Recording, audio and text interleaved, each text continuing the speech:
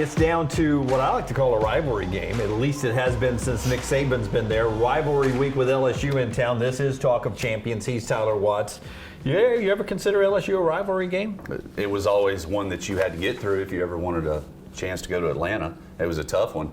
Look, Auburn, Mississippi State back in the day, not so much anymore. LSU, obviously, good programs, always difficult, challenging to find a way to beat them. And then the close games back and forth over the course of the years, that makes it a great rivalry. Not to mention the fact that Saban has coached at both of them. Yeah, and you left off Tennessee where Alabama has a win earlier. We'll talk about LSU coming to town and all the stakes in this game and how one side of the ball could be better for Bama and one side of the ball could be better for LSU. All that coming up as we do Talk of Champions. Brought to you by this guy, the Watts Agency right here, Tyler Watts' main job.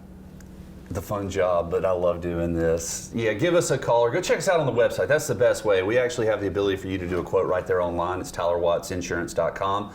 We have guys standing by right now. Listen, it's a tough time right now on the property side. Give us a call. We'll be able to help you out. I would love for you guys in the chat room to comment on this. I had a chance for the first time this year during the Tennessee game to have the little stadium earpiece listen to the radio broadcast. And I say this as a guy who watched you grow up. Herman and I, your dad and I are friends. You're really good on the radio. You were fantastic at broadcasting that game. Fantastic job by you. Podcasts have a little room for improvement, but the radio broadcast this is different. But you were really good. Well, I appreciate it. On Thank the broadcast. Not that I went in with low expectations, but that's always my fear. I sort of did go in with low expectations, and you were fantastic. Well, you're doing a hell of a job, man. Well, thank you. Are you having fun? Yeah, man. It's a ball. It's an absolute blast. I love doing this. Yeah. It's a great way for me to watch the ball game too. You got a great seat. I can't throw anything, and I got to be quiet so that Eli and Chris can have the call. So you and Chris, and then Eli this week for the LSU game, then you and Chris up on the road in Lexington the next couple of weeks. But for LSU coming to town, you cannot talk about this football team without starting with their quarterback, Jaden Daniels. So let's start right there. What is one thing he does so well that scares you if you're a defensive player or coach at Alabama? His ability to extend a play. You can have everything covered like a blanket in the secondary. You can have the perfect rush lanes up front with 3 or 4 guys. He finds a crease, and he's like a basketball guy. You know, we used to always talk about basketball guys had the best 1-2 step explosiveness to create separation, but their top end speed, they didn't have to have it, so it might not have been great like a football player's. Right. But he possesses both. He's got that up to top speed and immediately 1 or 2 steps, and then he's fast as well. So elusive, hard to really square him up. So his ability to extend plays has got to be the most frustrating thing for defensive coordinators. As I went back and watched last year's game, I don't think they designed a single run for him in that game. It seemed like it was all out of the pass play that he decided to do it on his own. And I think this year, though, you have seen more quarterback design run plays as they're trying to really take advantage of what the defense is giving, because they're giving some lead blocks up front, which is good. But they got to protect him. You know, this is a guy that doesn't like to get down at all. He's taken some shots over the course of the year, and when he gets banged up or gets bruised up, it kind of affects his play. So I know that Brian Kelly and that staff really wants to kind of take care of him, but you got to have him. Yeah. They have to have him to be successful offensively. You know, I don't know how our viewers of Talk of Champions feel, but I feel like he's gotten better at throwing the football this year. I would agree. And I think it's 2 parts. I think that he has continued to develop over the last season and a half as a passer. He's got some awfully good receivers who can create a ton of separation for him. And so it's kind of twofold. And he's very comfortable, a lot like what Joe Burrow was in this offense his second year around. Different coordinators, I know, at different coaching staffs. However, just that year of maturity of staying in the system, understanding, and really having the work ethic, putting it into it, it's paying dividends for him. Yeah. I mean, honestly, outside of the 2 losses, is he not one of the most valuable players in college football right now? Oh, he's on my. If they said Jim, Lance actually gets a vote, but if they said Jim, you're a Heisman voter, put down 3 names right now with 1 month to go. He's one of my 3 names I put down. Should be. He's that good, even with the 2 losses. Talking about Jaden Daniels of LSU, more on that and what they bring to Tuscaloosa this week. This is the Talk of Champions. Give us a thumbs up, like, and subscribe as you watch us here. And also, go to mybookie.ag if you want to jump in and play the games in the month of November. There is a deposit bonus for you there and a lot of good stuff when you use the promo code NEXTROUND. The promo code is NEXTROUND, mybookie.ag to enjoy college football, the NFL, and basketball as the basketball season cranks up. You mentioned the receivers. They're tall, and they're fast, and they're physical. That's three things you want in a receiving core. How does that match up with some of Alabama's strength on the corner with Kool-Aid and Terrion Arnold? They kind of remind me a lot of what Texas brought to Tuscaloosa earlier in the season. You know, kind of a three-headed monster with the two really talented wide receivers and Malik Neighbors and Brian Thomas, and then the talented tight end as well. What's his name? Mason Taylor.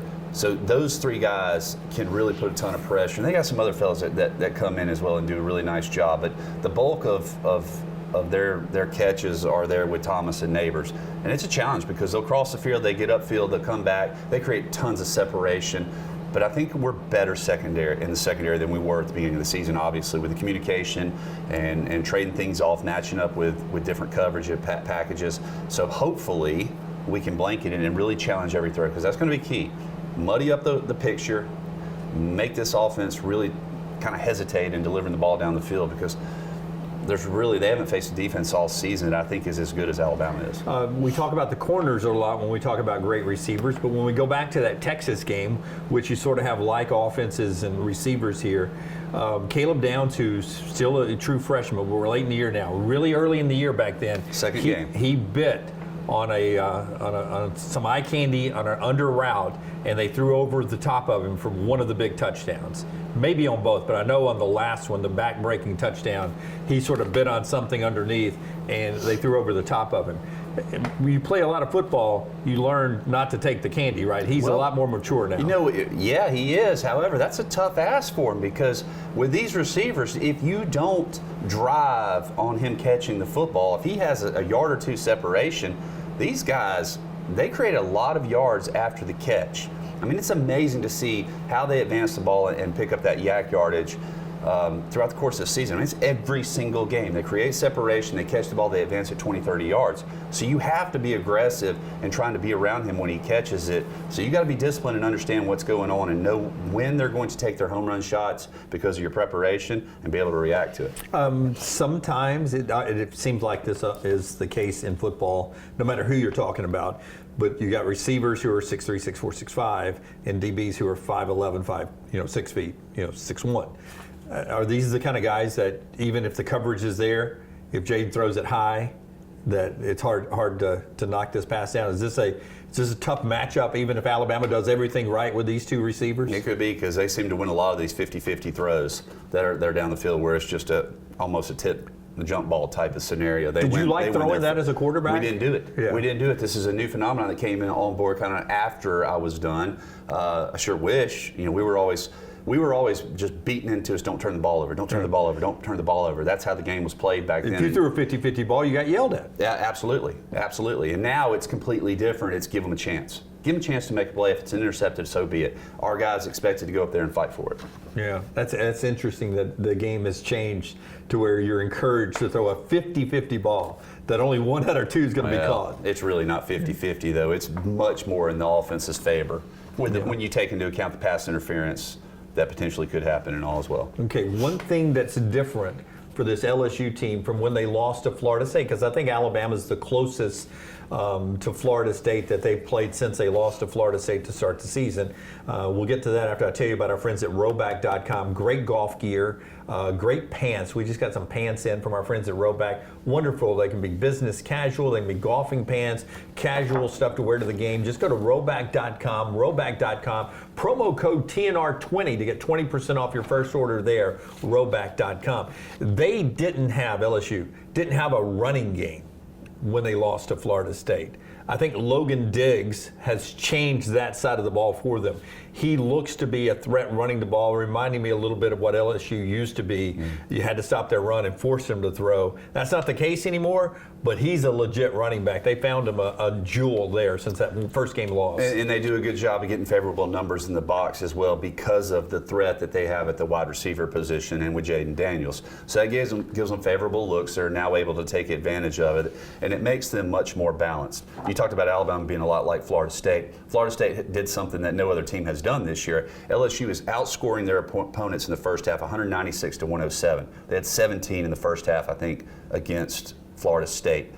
Alabama has to have that kind of success early on because we know that we're a slow team out the gate. Right. We got to keep this thing relatively low scoring in the first half. But didn't Alabama do that to Texas? Didn't it stay low scoring there early on? Yeah, it did. But I think this LSU team is more explosive than even Texas. Yeah. But if you give me, what was it, 16-13 at the half in the Texas game? I think it was something like that. You give me 16-13 at the half against LSU, I think I would take that. Make it a one-possession game, and I think everybody in the stands are happy. Yeah, and just settle into the game. That's what scares me early on about this LSU team, is that they throw a couple of haymakers early on and puts Alabama playing from behind. Let's talk a little bit about Alabama, their side of the ball offensively, and LSU's defense. I heard a stat that, and I know in college the stats get skewed a little bit with sacks, and God knows Jalen Milroe's had a ton of them. But I heard somewhere he's rushing the ball 142 yards. That's all he has rushing on the season now. He's rushed for more than that, but because of the sacks, it's been taken off. A bye week has happened. It's a home. You can see the end of the regular season on the schedule, 4 more games to play. Do you think they start to work in planned runs a little bit more? Or is that just not something they want to do with Jalen Milroe? I mean, we talk about this every week. Is this the week that they make him a primary runner in the offense? If you will listen to Coach Saban and some of his post-game comments, he talks about the fact that they have several quarterback runs, design runs, throughout the course of the game that are called, that they might be read options and things of that nature. But then we might check out on, we might get in something else, but we're not hitting on all of them like I think the coaching staff would like to. So I think they are kind of sprinkled in and mixed. But what you are is what you are. You're just trying to get better at it at this point. So it's not going to be a vastly different style of offensive play that Alabama runs this weekend where Jalen Milroe is going to keep the ball 15 times, 10 times. That's not going to happen. Right. There may be 3 or 4 sprinkled in to try to take advantage of some things.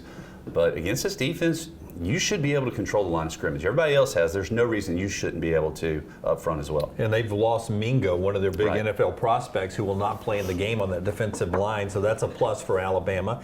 And Jace McClellan and all the other running backs, but Jace McClellan gets the biggest part of the carries.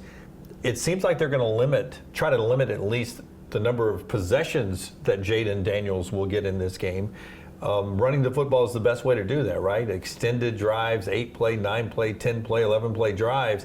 That's fewer times that Daniels gets to be on the field for LSU. That's got to be part of the game plan, too, because Alabama's so comfortable when they run the ball. You want to do whatever works, though. That's the key. So when you touch the ball, you're thinking, I got to score. I got to score. I got to find a way to score. And I don't care if I'm doing it through the air or if I'm doing it on the ground. This is an LSU defense, though, that you can push the ball down the field.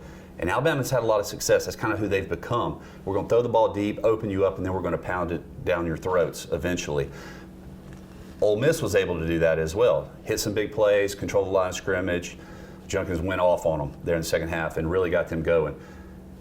Whatever it takes, it doesn't really matter in these type of games. Right. You're not trying to say we're going to do X or we're going to do Y. It's we're going to do whatever it takes to get the ball down the field and put points on the board. They do have 3 newcomers and then a guy who was sort of second string in their secondary, and that's where Florida State beat them in the second half. They decided we're going to test these LSU DBs, DBU, and they were not up to lost. They were not up to the LSU standard. They were lost. They were confused, and even on the 50-50 balls throughout the course of the year against Missouri and Ole Miss and some other ones, they didn't come down with it. Alabama has to be able to take advantage of that. Zy Alexander, Denver Harris, and Deuce Chestnut, all guys that had played in the secondary, they're out.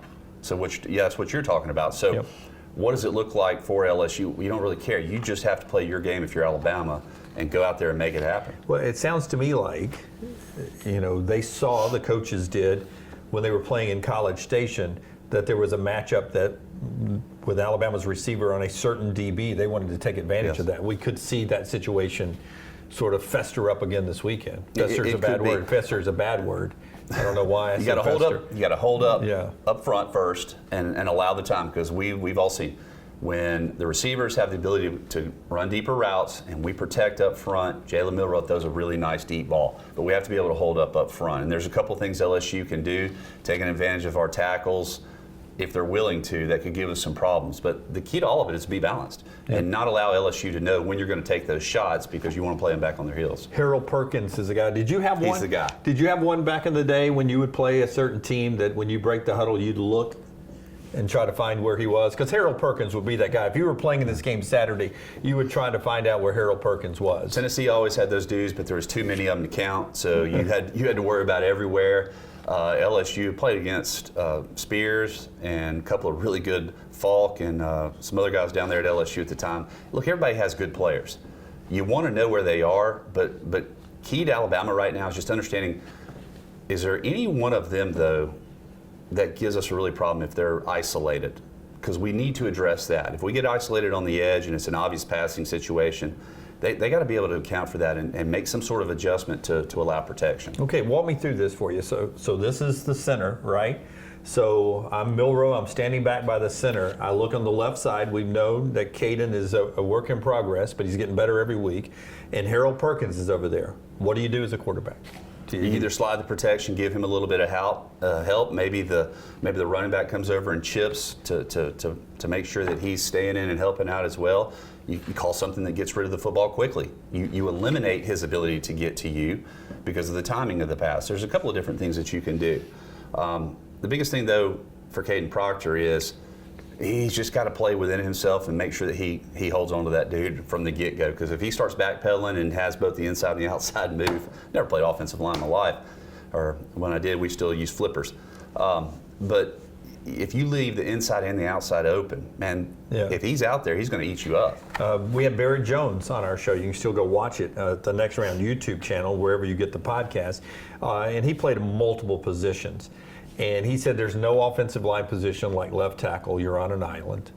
And he also said, people talk about quarterback being a confidence position. He says he feels the same way about left tackle, that you've got to believe you're going to be able to block anybody to block anybody. If you get out there and you don't have any confidence, they will get past you quickly. And he said, I just thought I could. He goes, I was slower than what Caden is at this point, and I was a veteran, and I was slower when I played that position. I just had the confidence, because I'd done it at other positions, that I was going to make the block.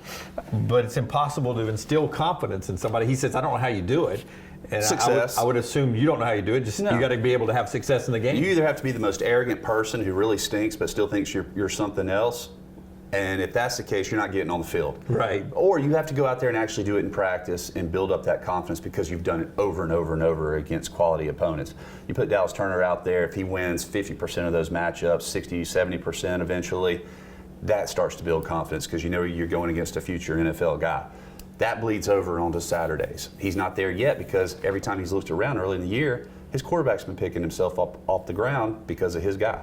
Okay, let's talk about the meaning of this game after you tell us about the Watts Agency again. Yeah, we're full service insurance agency, independent, so we shop the market for you. You're not beholden to any one particular company. Give us a call at 205-822-5477 or check us out on the website at tylerwattsinsurance.com. This is not breaking news. Alabama fans, you know it so well. I mean, the season, when it comes to Alabama terms, what we think a season should be, comes down to this game right now. The winner of this ball game is going to go to Atlanta, period. Right. That's how I see this thing playing out. So the players are going to handle this obviously a lot better than the fans do. We're going to be all worked up and anxious to begin with. Players are just going to play their game and understanding that things can go back and forth. Take a look at the LSU Ole Miss game, for instance. LSU is in control of that ball game with 5 minutes to go, up by 9 points or something like that. Ole Miss scores.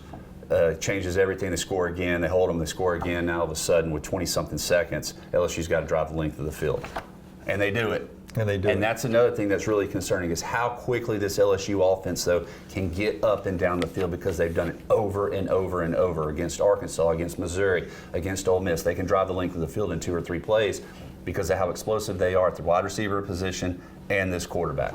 Yeah, so much at stake.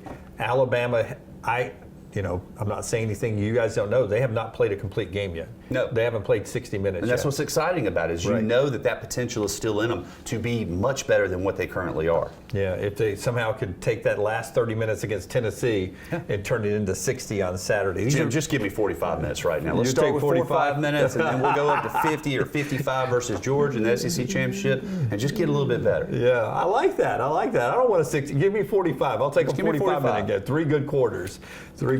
LSU coming to town. Like opponents, both teams barely beat Arkansas.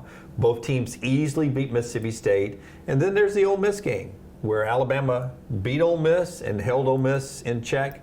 LSU lost to Ole Miss, and Ole Miss scored a ton of points, 50 plus on them. So you can't really use like opponents. The matchups are different, but if Alabama plays their game, the path to victory is there. You got to smother these guys. I mean, you really do. You've got to be solid up front on both sides and really eliminate their big play potential. That's where it all starts. And then open field tackling. Tackle them where they are. Don't let them advance the ball. If you're able to do that, you stand a really good chance. And not to mention points off of turnovers. LSU has a lot this year, points off the turnovers, and Lord knows we like to give up at least 10, sometimes at home. Not this time, my man, not this time. Let's play it close to the vest. There's 20 good minutes getting you ready for, to this point, the game of the year, LSU and Alabama. Prime time under the lights. He'll be on the Crimson Tide Sports Network with Eli Gold on the call there. He's Tyler Watts, and this is the Talk of Champions.